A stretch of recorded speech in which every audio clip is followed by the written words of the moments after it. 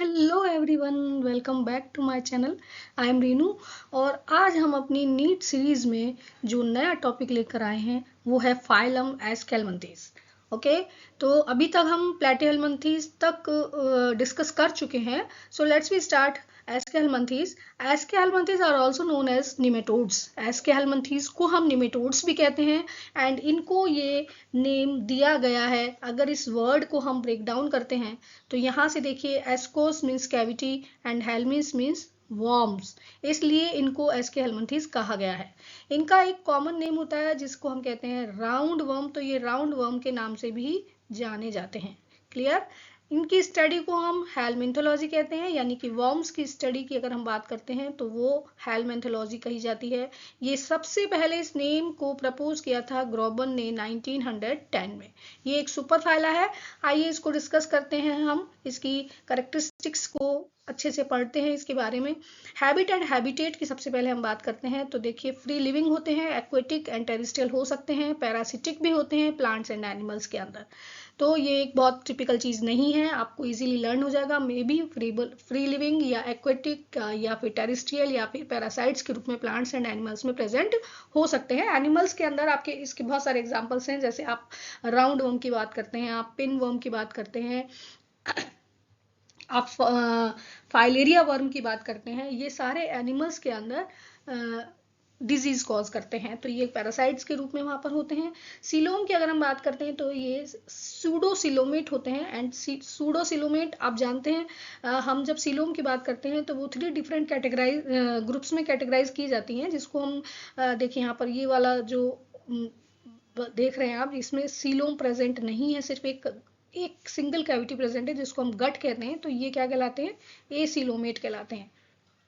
ठीक है, तो ये इनको तो हम क्या कह देंगे? एसिलोमेट कह देंगे। अब हम बात कर रहे हैं सीलोमेट की। तो ये इस तरह से, अगर ट्रू सीलोम प्रेजेंट होती है, यानी कि एक गट के बाहर भी एक कैविटी प्रेजेंट होती है जिसको हम सीलोम कहते हैं, और ये सीलोम ट्रू होती है, यानी कि ये मीजोडर्म से लाइंड होती है, तब वो ट्रू सीलोमेट कहे जाते हैं। लेकिन अगर सीलोम पैचेस के रूप में प्रेजेंट होती है, कंटिन्यूएशन में नहीं है, पैचेस के रूप में प्रेजेंट है, तो उसको हम सूडोसिलोमेट कहते हैं। ये डिफरेंस है, आप देख लीजिए यहाँ पर। तो इस तरह का इनका बॉडी स्ट्रक्चर होता है, यानी कि सीलोम जो है वो पैचेस के रूप में प्रेजेंट होती है, इसलिए इनको सूडोसिलोमेट कहा जाता है। सिमेट्री की बात करते हैं तो बायलेटरल सिमेट्रिकल होते हैं, यानी कि वर्टिकल प्लेन से काटने पर 2 इक्वल हाफ में डिवाइड हो जाते हैं। Clear. Level of organisation, organ system level तक पहुंच गया है। अभी हम जैसे जैसे आगे बढ़ते हैं ग्रुप में, तो हमने स्टार्टिंग में पढ़ा था कि वो सिर्फ सेलुलर लेवल था, उसके बाद टिश्यू लेवल पर आए, अभी हम फिर ऑर्गन सिस्टम पर आ गए, ऑर्गन लेवल तक आए, और अभी हम जब पढ़ रहे हैं तो ये ऑर्गन सिस्टम लेवल तक पहुंच गया है। तो हम कह सकते हैं कि इनमें लेवल ऑफ ऑर्गेनाइजेशन या जो है ऑर्गन सिस्टम लेवल का होता है। बॉडी शेप की अगर हम बात करते हैं तो सिलेंड्रिकल होती है, वर्मीफॉर्म भी इसको कह सकते हैं। Body plan, tube within tube. Tube within tube का मतलब क्या होता है? आप देख रहे हैं यहाँ पर, ये बॉडी एक ट्यूबुलर स्ट्रक्चर है, वर्मीफॉर्म स्ट्रक्चर है, और इसके अंदर एक और ट्यूब आपको दिखाई दे रही है, दिख रही है। ये जो ट्यूब है ये इनकी डाइजेस्टिव ट्रैक्ट कही जाती है, या आप कह सकते हैं कि एक ट्यूब के अंदर दूसरी ट्यूब प्रेजेंट होती है। तो माउथ एंड एनस, दो ओपनिंग्स यहाँ पर प्रेजेंट होती हैं। इस तरह का बॉडी प्लान जो होता है वो ट्यूब विद इन ट्यूब कहा जाता है। अभी तक हमने पढ़ा था ब्लाइंड सेक। तो ब्लाइंड सेक में क्या होता है? जिस तरह हम हाइड्रा की बात करें तो इस तरह से जो स्ट्रक्चर होता है उसमें सिर्फ माउथ एंड ही एक ओपनिंग होती है, जो कि एनस का भी काम करती है। तो यहाँ पर सिर्फ एक ओपनिंग थी, उसको हम ब्लाइंड सेक कह रहे थे। अभी हम यहाँ पर देखें तो mouth and anus both are separate, तो this type of body plan is known as tube within tube. I think it's clear.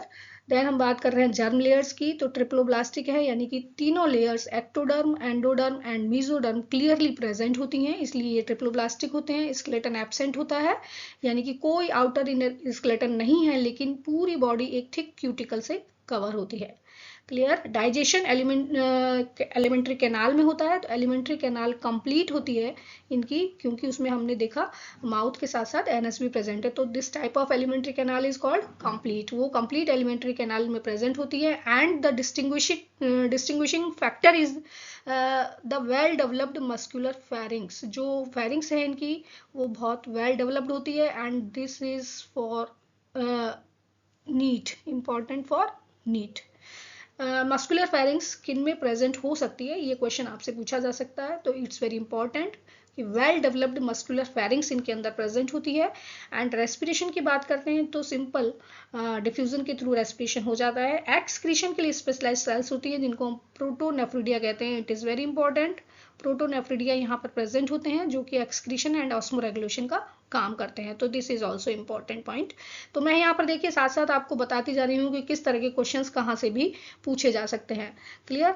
Thick cuticle, ये भी एक इम्पॉर्टेंट पार्ट है जिसमें पूछा जा सकता है कौन से ऐसे वर्म्स हैं जो कि थिक क्यूटिकल से कवर्ड होते हैं। तो बॉडी यहाँ पर थिक क्यूटिकल से कवर्ड होती है, ये भी इम्पॉर्टेंट है। एनसीईआरटी की हर लाइन को कवर किया गया है यहाँ पर, तो कहीं से भी कुछ छोड़ा नहीं गया है, तो आपको कहीं एनसीईआरटी तक जाने की भी जरूरत नहीं पड़ेगी। रिप्रोडक्शन की अगर हम बात करते हैं तो सेक्सुअल टाइप ऑफ रिप्रोडक्शन देखने के लिए मिलता है। सेक्सेस क्योंकि सेपरेट होते हैं, it means they are dioecious. Dioecious हैं, ये एक पर्टिकुलर वर्ड है, यानी कि मेल एंड फीमेल सेपरेट होते हैं। Clear, important. And male and female को हम कैसे आइडेंटिफाई कर सकते हैं?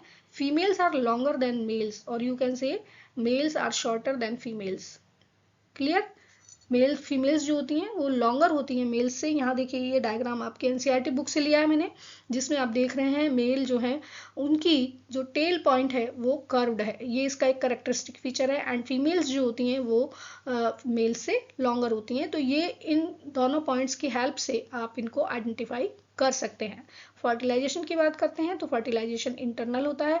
डेवलपमेंट की बात करें तो डायरेक्ट और इनडायरेक्ट बोथ टाइप का हो सकता है। डायरेक्ट डेवलपमेंट जब होता है तो यंग वंस जो होते हैं वो डायरेक्टली एडल्ट्स के साथ रिजेंबल करते हैं, क्योंकि कोई भी लार्वल स्टेज वहां पर प्रेजेंट नहीं होती। डायरेक्ट का मतलब नो लार्वल स्टेज, लेकिन इनडायरेक्ट अगर होता है तो वहां पर कॉम्प्लिकेट लार्वल स्टेज प्रेजेंट हो सकती है। अब हम बात करते हैं इसके एग्जांपल्स की, तो एग्जांपल देखिए बहुत कॉमन से एग्जांपल्स यहाँ पर आप देख सकते हैं जो कि आपकी एनसीईआरटी बुक से ही लिए गए हैं। एस्केरिस राउंड वर्म कहे जाते हैं, वुचेरेरिया जो कि फाइलेरियल वर्म्स कहे जाते हैं, एंड एंसाइलोस्टोमा जो कि हुक वर्म के रूप में जाने जाते हैं।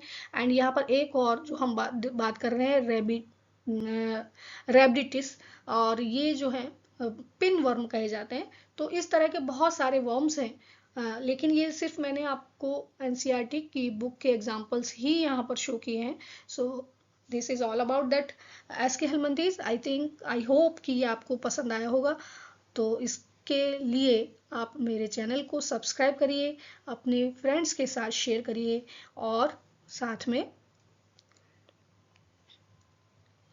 नोटिफिकेशन के लिए सब्सक्राइब बटन दबाना जरूर ना भूलिएगा। Thanks for watching.